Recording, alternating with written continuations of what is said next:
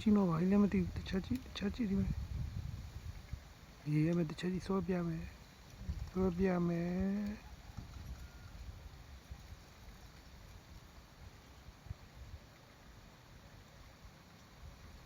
မြင်ရလားမယ်တခြားပြမယ်ကြည့်တခြားပြမယ်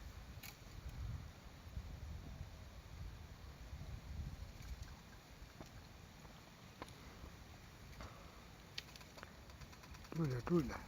နောက်တစ်ခါဆွဲပြအောင်